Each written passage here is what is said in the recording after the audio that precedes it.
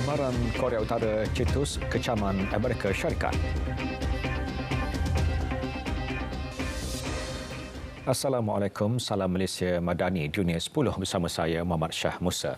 Korea Utara pada hari ini memberikan amaran tidak akan teragak-agak melancarkan serangan nuklear andai musuh melakukan provokasi kepada negara itu. Itu tugas pemimpinnya Kim Jong-un. Media tempatan melaporkan kenyataan Kim Jong-un dibuat ketika bertemu dengan tenteranya. Jelas beliau Pyongyang akan melancarkan serangan tersebut jika musuh memprovokasinya dengan menggunakan senjata sama iaitu nuklear. Bagaimanapun, kenyataan pemimpin Korea Utara itu mendapat kecaman daripada Amerika Syarikat dan sekutunya. Pada Isnin lalu, Kim Jong-un dilapor telah menggesa tentera untuk mengukuhkan lagi kecekapan tempur dimiliki negara itu. Perkembangan konflik di Gaza. Ketika ini, angka kematian akibat serangan kejam rezim Zionis terhadap penduduk di Gaza telah mencecah 20,000 orang. Menurut laporan pejabat media di Gaza, daripada jumlah itu dianggarkan 8,000 kanak-kanak dan 6,200 wanita terbunuh dalam serangan kejam tentera Zionis. Konflik juga semakin tegang dengan pertempuran darat yang sebelum ini berlaku di beberapa bahagian utara kini berebak ke seluruh kawasan tersebut.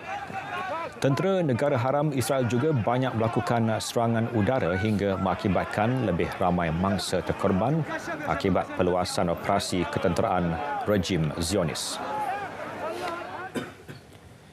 Dalam pada itu, Liga Arab dan Rusia terus meningkatkan tekanan diplomatik terhadap Negara Haram Israel untuk mengakhiri pertempuran dan menyeru agar resolusi gencatan senjata PBB dalam perang Israel-Palestin.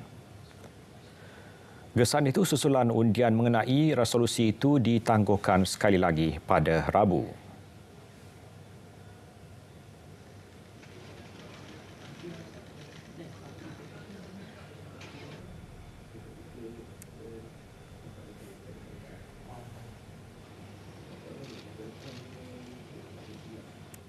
نأمل بطبيعة الحال أن يتمكن مجلس الأمن من اتخاذ قرار أو اعتماد مشروع القرار الذي هو مطروح أمامه في هذا الموضوع، ومن بين بنوده النص على وقف للأعمال العدائية والأعمال العسكرية. كلنا أمل في أن يتمكن المجلس اليوم من التصويت على هذا القرار واعتماده بشكل إيجابي وألا يمنع هذا القرار من الصدور. فيما يتعلق Sementara itu, Pertubuhan Kesihatan Sedunia WHO turut memperbarui rayuan agar pertempuran di Gaza ditamatkan segera. Beberapa pihak lain turut menyuarakan pandangan sama agar gencatan senjata dilaksanakan di wilayah tersebut. Ketua Pengarahnya Tedros Adhanom Ghebreyesus turut memberi amaran tentang ancaman penyakit, campuran toksid, kelaparan, kekurangan kebersihan dan sanitasi turut mencetuskan kebimbangan WHO andai pertempuran terus berlaku. Malah ketika ini, kadar peningkatan wabak penyakit berjangkit sudah pun berlaku di Gaza. Harapan tinggi terus diletakkan agar rejim Zionis dan Hamas mencapai satu lagi perjanjian gencatan senjata dan pembebasan tebusan. Ia susulan rundingan di Eropah dan lawatan ke Mesir oleh Ketua Kumpulan Pejuang Palestin. Sementara itu, Perdana Menteri Negara Haram Israel Benjamin Netanyahu dengan angkuh berkata gencatan senjata di Gaza tidak akan berlaku sehingga pejuang Hamas dimusnahkan.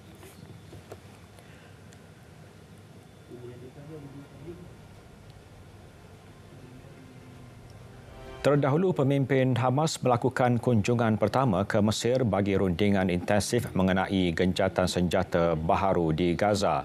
Rundingan dilapor membicarakan nasib tebusan yang masih ditahan oleh pejuang di Gaza selain pembebasan tawanan Palestin oleh rejim Israel sebagai balasan.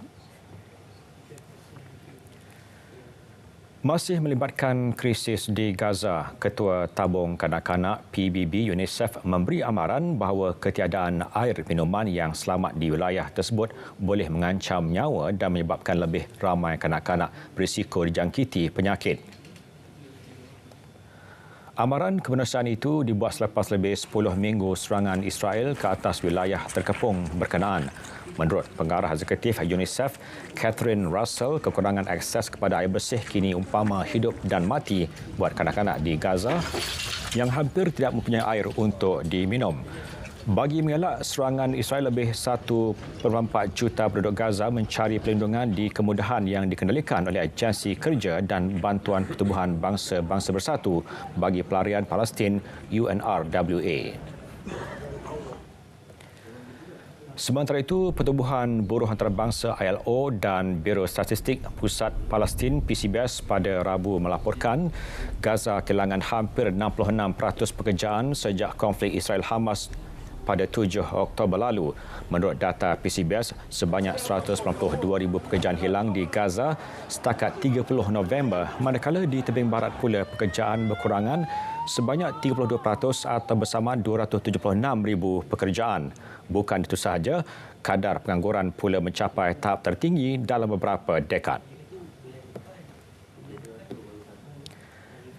Ini pula perkembangan gempa bumi di barat laut wilayah Qinghai, China. Operasi mencari dan menyelamat mangsa tertimbus diteruskan oleh pasukan penyelamat dan setakat ini 135 mangsa ditemukan maut. Media tempatan melaporkan hampir 1,000 yang lain cedera, terutama membabitkan penduduk di seluruh wilayah Qinghai dan sebahagiannya di Gansu akibat tragedi tersebut.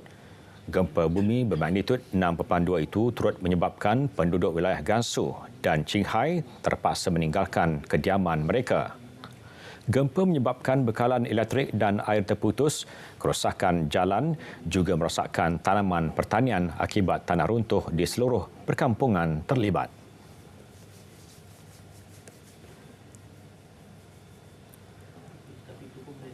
Angka kematian akibat taufan Otis yang melanda negeri Guerrero, Mexico pada Oktober kini mencecah 52 orang, manakala 32 lagi dilaporkan hilang.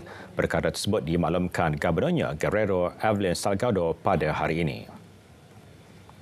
Sebelum ini, kerajaan tempatan mendedahkan bahawa taufan Otis telah mengorbankan 46 nyawa, manakala 58 lagi hilang dan menyebabkan kerosakan serius pada kediaman dan infrastruktur penting. Menurut Salgado, data terkini menunjukkan sebanyak 52 kematian dan usaha sedang dipergiat untuk menjejaki 32 mangsa yang masih hilang. Pada November, kerajaan Mexico membentangkan pelan pemulihan bernilai 61.3 bilion peso untuk disalurkan kepada Majlis Perbandaran Acapulco dan Coyuca di Benitez yang terjejas.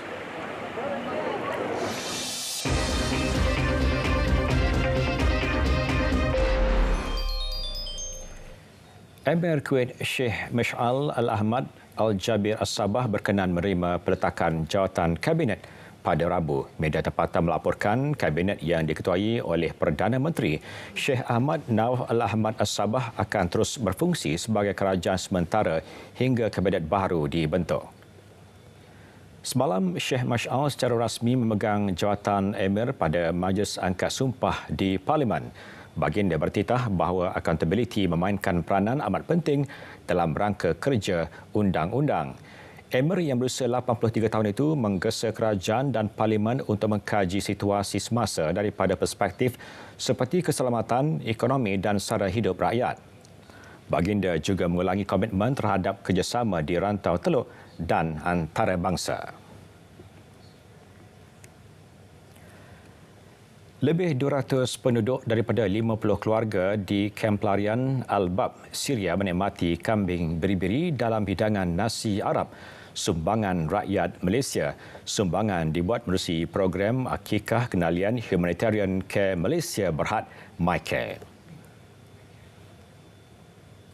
InsyaAllah kita boleh laksanakan hajat akikah rakyat Malaysia yang mana dianya lebih diperlukan di sini kerana mereka sangat miskin dan tinggal di kamp-kamp pelarian. Mereka jarang mendapat daging untuk mereka makan. Jadi ini merupakan satu keutamaan lah. Misi ini dijayakan dengan kerjasama Econosafe Kambing ni adalah boleh dikatakan seperti menu mewah lah di Syria ni. Jadi sebab tu harganya agak mahal lah, satu ekor dalam 1,400. Jadi kita pun galakkan lah mereka yang di Malaysia tu kalau nak akikah tu rasanya lebih sesuai buat di Syria, sebab untuk menjamu kambing tu bukan orang kata ialah sebab macam menu mewah lah kepada mereka.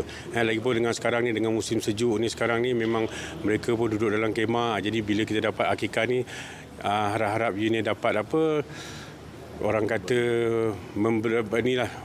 meringankan sikitlah bebanan mereka sekarang ni. Program akikah ini akan diteruskan ke Yaman yang dijadual hujung minggu ini.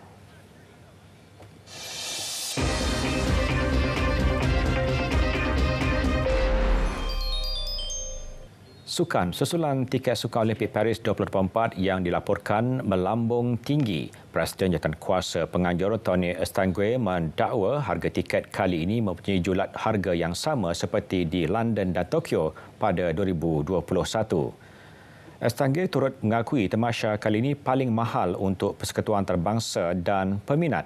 Tambah Estangue lagi mengambil kira inflasi, harga tiket paling murah meningkat ke €27 dan harga tertinggi adalah €1,000. Lebih 7.6 juta tiket sudah mula dijual untuk Sukan Olimpik Paris dengan paling murah sekitar €24. Tetapi yang lain terutamanya untuk sukan olahraga boleh menelan kos sebanyak €990. Jumlah tiket terbesar yang masih ada adalah untuk bola sepak yang berlangsung di stadium seluruh Perancis. Liverpool mara ke separuh akhir Piala Liga selepas mudah membenam West Ham 5-1 di Anfield. Curtis Jones menjaringkan 2 gol dan Dominic Szoboszlai, Cody Gakpo dan Mohamed Salah turut berada dalam senarai penjaring skuad Jurgen Klopp. Kemenangan ini menjadi motivasi terbaik buat skuad Klopp yang tanpa trofi musim lalu.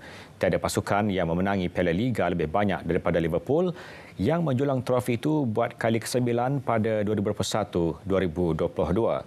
Menanti di separuh akhir adalah Fulham yang mengedepikan Everton menerusi penentuan sepakan penalti. Liverpool yang menerima kunjungan pendahulu Liga Perdana Arsenal pada hari Sabtu ini juga berpeluang memintas kedudukan The Gunners berkenaan. Aksi La Liga, pemain sayap Barcelona Sergio Roberto muncul wira selepas 2 golnya membantu kemenangan juara bertahan 3-2 ke atas pasukan tercorot Almeria. Rapinya meletakkan Barcelona di depan pada minit ke-33 menampan masuk bola muntah selepas penjaga gol Almeria, Luis Maximiano, menafikan tandukan pemain pertahanan Ronald Araujo. Perlawanan terikat 1-1 ketika rehat selepas penyerang Almeria, Leo Baptistao, memadamkan gol pembukaan Rapinya. Roberto kembali meletakkan Barca pada minit ke-60 menanduk masuk sepakan sudut sebelum Edgar Gonzalez menyamakan kedudukan sekali lagi buat Almeria. Roberto memastikan gol kemenangan menewaskan Maximiano dari jarak dekat. Ini menamatkan rentetan 3 aksi tanpa kemenangan ketika menuju ke rehat Christmas. Dunia 10 berakhir di sini. Dari sungai ke segara Palestin, pasti merdeka. Malaysia Madani tekad paduan. Punya harapan. Assalamualaikum dan selamat malam.